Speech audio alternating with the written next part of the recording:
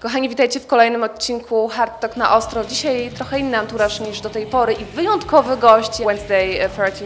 Chcę was z nim zapoznać. Wednesday, tell me, is it easy to make a living from music nowadays? Because we know that, like, if you're not Ariana Grande or if you're not Miley Cyrus, you don't get much money from rock and roll. Right. Well, I mean, there's the pop world that's just like a fantasy world to me. I never imagined being that famous, and I didn't ever really want to be like that. Like I'm cool with what I do. Like if I wanted to write hit songs, I would try to write hit songs. I wouldn't write songs like I love to say fuck and My favorite. Yes, and things like that. So it's like, but no, you can make a living. I haven't. I mean, I've been doing this. I quit my day job in 2002.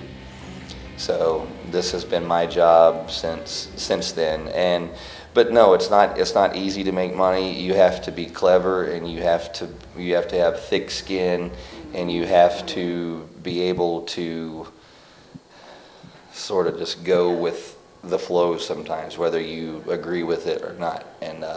And since I've started doing this in the music business, it's changed a million times, and sometimes I've been ahead of the curve on it. Like I was doing VIP meet and greet things before bands do it all the time now. I did that 10 years ago.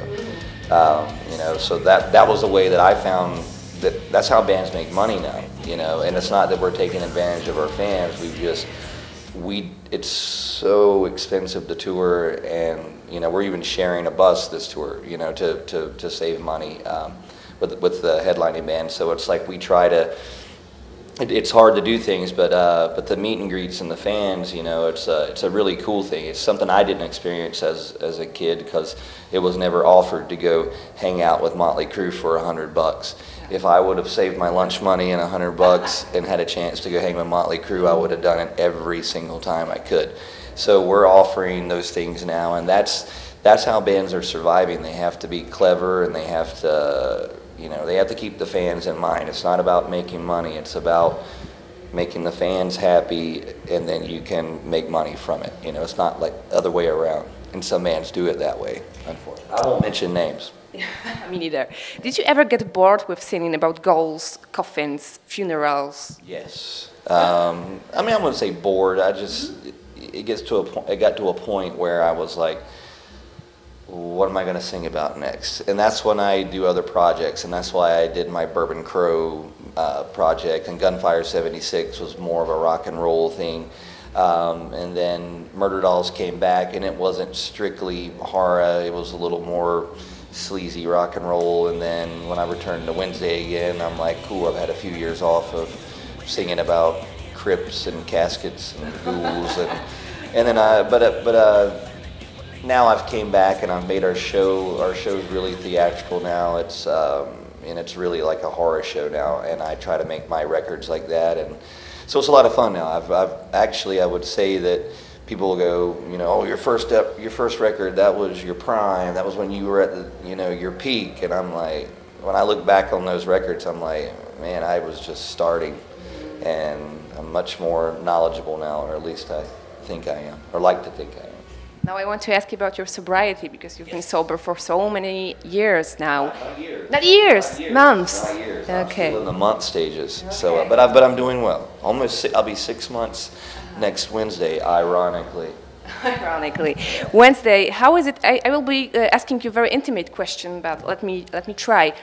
Is it easy to do rock and roll without any drugs, alcohol, any kind of stuff?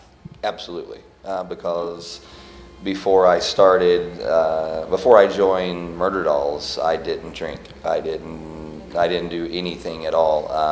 I had drank maybe once or twice when I was in my late teens and threw up all over myself, and I didn't like it. And then once I got on tour, and it just kind of became a thing where it was just like, oh, you can do this. And then I realized it got rid of my social anxiety. And I was like, oh, if I have a couple of drinks, I'm not the shy guy anymore, and I can talk to people. So I really started using that as a crutch, and then it just became this thing, and it was just like, you know, 17 years later, you're on tour, you know, and I tour 9 months out of the year, so it's the only job you can have where people give you drugs and alcohol as if it's water, you know, and they expect you to, you know, this kind of job you're expected almost to be a fuck up. When was the moment you realized that you have a problem? I realized it a while ago that I definitely had a romance with alcohol, and it was only alcohol. I wasn't. It wasn't drugs or anything like that. I smoke marijuana. My doctor. I actually have my medical card. My doctor. He recommends it for me, but I never considered that a drug. And then I think in 10 years from now, people will be laughing about it. About like, this was illegal? Are you kidding me? But me, it was just alcohol, and I couldn't switch off the touring from the home. And it just got to a point. I'll be 42 in August, and I have a granddaughter, and it was just, you know. This is the coolest thing I've heard in months. He is a fucking grandfather. Grandpa monster. Yeah. But you know, it's kind of wising up. I mean, I've watched all of my friends and all my peers around me. I mean, you know, a lot of guys I would hang out with, like Randy from Lamb of God's a good friend of mine. You know.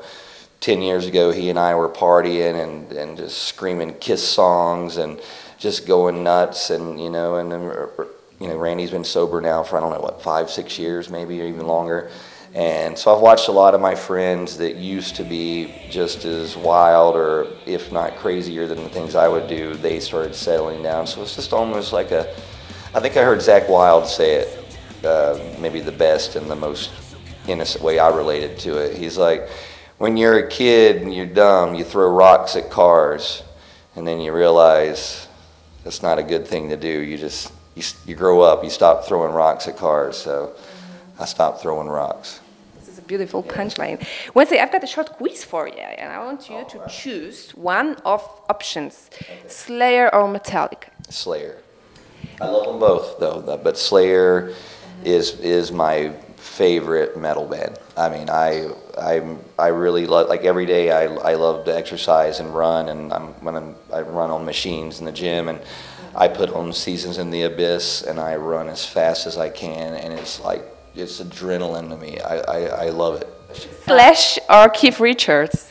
Slash or Keith Richards? I don't think there would be a Slash without Keith Richards, but I would have to say I would pick Slash, because Slash is from my generation, and he's an amazing guitarist, and his stories of what he's been through. I mean, you know, but I don't know. I guess I'm bad for not picking Keith Richards, because Keith Richards is the man. Won't go away. He's just like, he's a cockroach. I love it. The greatest rock and roll cockroach. They're both on the same level, but you know. Okay.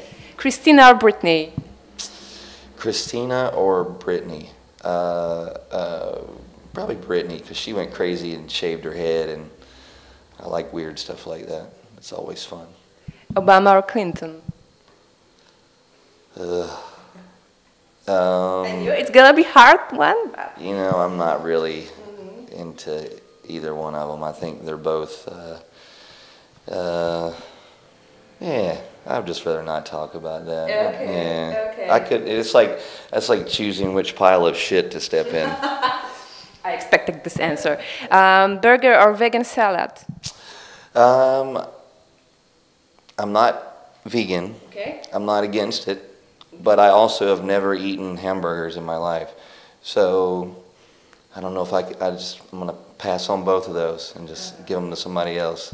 Chicken's always been my thing. I used to love KFC, and then I realized that was not good in my later age, so now I just eat healthy. So yeah, but I'm not vegan yet. I think I could eventually become vegan, though. Okay. We'll see. Life's getting weird. Wednesday, what is your definition of rock and roll? My definition of rock and roll is someone that lives it, breathes it, knows it, wakes up every day. That's the first thing on their mind, would do anything for it, would give up anything for it. And, you know, I mean, it's just like, for me, when I look at what I do and all the things I've sacrificed in my life just to be in a little tiny backstage in a club in Poland, you know, that's rock and roll spirit. You got to have that. But as far as like picking a band that represents rock and roll, there's just too many to name. But I think just the spirit of rock and roll is just knowing that you love music and you love to play for fans, and you will do it no matter what, whether you're in the back of a van or hitching a ride down the road to get it to the gig. You make the gig happen. And so the rock and roll to me is just, you know, there's no other substitutes. It's your first love. What is the darkest side of rock and roll? What did you lose because of rock and roll? Oh man, I don't know where to start. I mean, well, I don't say lose. I mean, you know, it's just life lessons and things, you know. I mean, but you know, growing up, there's people from my past that I played in bands with that probably think that, you know, maybe they should have, or I should have taken them with me or something like that. And there's people that. And there are people that are proud of me that I went on and did things. So it's a mixed bag of things of people that are proud, and there are people that are jealous of things I've done. And but yeah, you lose friends, you know, you lose managers, you lose wives, you lose girlfriends, you lose children, you lose your teeth. It's just many things. It could keep going, and it's different for every person. You know, that's why I tell people when they ask me all the time. They say, "What advice do you give to younger bands about being in a band?" And I say, "You better be willing to risk it all and give up everything. Do you love rock and roll and being in a band enough that you won't see your family for 2 years? You may lose your girlfriend, you may lose your wife, you may lose your best friend from you grew up with because you did this. Are you willing to sacrifice all that for music first off? And then if they can't answer that right away, then they've got doubts, you know." So. My last question: do you have a contact with Joey Jordison, and will there be another Murder Dolls album in the future? I would love to see it. I hope so. It was really cool. We reconnected actually last year, just speaking by text, you know, which is kind of the way people talk now. Unfortunately. Yeah. You know, so it was just we just started speaking. It was his birthday, and I said, "Happy birthday! And I haven't talked to you in forever. Hope you're doing well." And we started talking, and then just a few months ago, we were going through Iowa, and we had to switch out our tour bus because the air conditioning broke. And we just happened to be in like literally 10 minutes from his house where we were switching the bus out. So we got in touch, and we went over to his house and hung out. We actually hung out for 2 days. And yeah, we just talked about, you know, the old days and reminisced about that, and we talked about Ben Graves, who passed away, our original drummer, and it was just, just cool hanging out. I haven't spoke to that guy in almost 7 years, you know, and we got a lot of history. I mean, he's the reason I'm able to do what I do. I mean, he pulled me out of North Carolina and gave me exposure to the world, and you know, so yeah, we spoke about Murder Dolls and the things we've done and the things we never achieved with that band due to the Slipknot and his priorities with that, and you know, so it was just one of those things where I've always said we've had unfinished business. So yeah, he seems to be in good spirits about it. I'm in as well, and when the time works out, I think you would see some shows first before we'd say, oh, we're going to do a record or something like that, because we only toured for 2 years in the 8-9 year period we were a band, so why not go out and let people see the band they never saw? So. Thank you, Wednesday. It was such a pleasure for me and such a nice throwback to my teenage years. Thank you very much. Well, thank you very much.